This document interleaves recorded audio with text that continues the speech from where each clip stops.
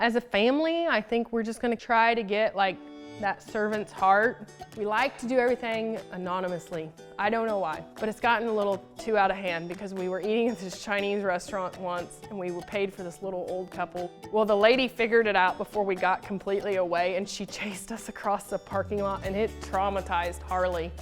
Harley was screaming, "They're getting us, they're gonna get us!" And like we'd done something bad. And I think it's good. I think it's good for kids to see like, you can help people, go give people hope.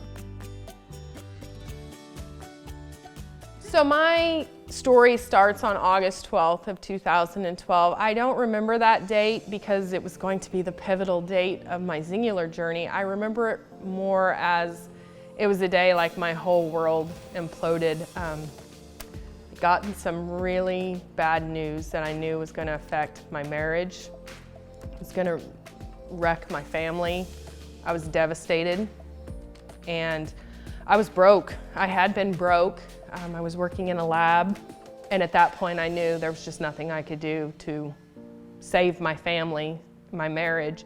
So I called Kara. I thought, you know, I can't fix that, but I can work on me. I was really overweight, really hating it. My self-esteem was bad, completely broke.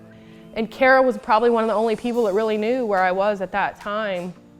And she presented the opportunity and I said, okay, I'll do it, but I am not selling that stuff. And when I lost so much weight, I'll never forget this. It was like January. I was down about 94 pounds and Kara, she got on my Facebook and I thought I had always untagged any fat pics. She'd found a picture that somebody else had on their Facebook page where I was in the background. I mean, I don't know how she even found this.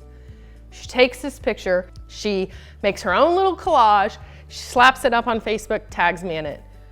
I was alarmed. For 3 to 4 hours, my phone just went off, all these people wanting to know, what did you do? That started it, and from there, she's like, you should have a meeting. And I was like, a meeting? Like where? And she's like, in your house. We had the first meeting. Everyone showed up, pretty much that I invited, and I hit manager that night.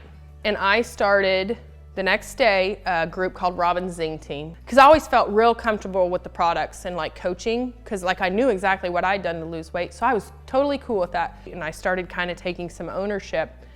So at that point I hit manager and then I hit director. And that's where kind of another big pivotal moment in my Singular life happened. I went to Grapevine for my director's trip. And then I saw Lacey getting a $100,000 check on stage. That's like hitting the lottery, $100,000. And then I left that convention just on fire thinking, I'm gonna do this, I'm gonna go to the top. Because the whole time backing me when I decided I needed this business is, I knew I had 3 kids to support, I knew my marriage was failing, I knew that I couldn't support them on my own. And from there I just set really strong goals, and I tell people, like my close friends, like, I love it because like I will look at something, decide, and become laser focused. That's what I'm gonna do. Once I get the idea, like I'm like a bulldog. I'm just gonna do it. You know, so I hit several ranks from there. Our last award of the night and our last person to recognize at the last rank of the night needs no introduction. She's our ambassador for world peace and someone who has spent her singular career creating firsts. First to ambassador, we had to create the rank of ambassador for her. First to silver ambassador. Please welcome to the stage, silver ambassador, Robin Packard. So now I'm focused on gold ambassador and then platinum, and then hopefully they'll come up with more, I guess, to keep me busy. So I have 3 kids. Ryan is 14. She's my little ginger girl. She's such a great kid, good grades. She's into horses. She won the world last year. Harley is 9. She's kind of my social little butterfly. She loves Legos, but she loves horses. She kind of floats around, you know. I have big goals for both of my girls. And then there's Coleman, who is 7, and I just try to keep him alive. Good kid, good heart. Snuggly, mama's boy, but he's a wild man. Gotta watch him. We love cutting horses. We are nuts about it. Like, it's addictive.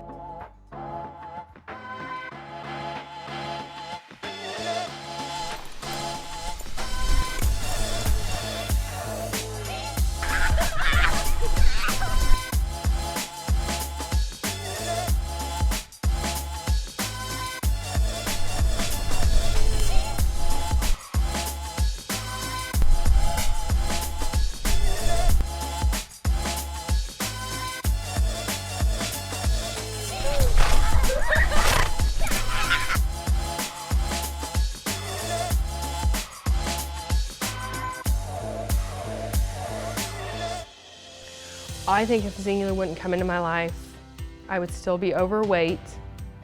I would be worse off in my marriage. I'm sure not married by now. And I think that the outcome for my children would have been much, much worse. I can't imagine now going back to a normal 9-to-5 job. Kind of a pivotal moment for me is I remember one time they wouldn't let me off for a track and field day, and I gave them plenty of notice, and I thought, I'm missing stuff. Like, I'm missing things I'll never get back, ever. Not being able to just, oh, today I need to take cupcakes to the 2nd grade, you know, stuff like that. As a family, I think we're just gonna keep doing fun things. Try to get like that servant's heart, you know, into my kids. I mean, I think they're fairly good at it, but just show them the power of what you can do to change and make some people's lives better. We just do everything as a family. Stick pretty close together, family unit, we cut. My life's pretty simple. I think some people think I have this rock star life when really it's, you know, God, family, singular, pretty much in that order. We make it work. It's crazy, but we make it work.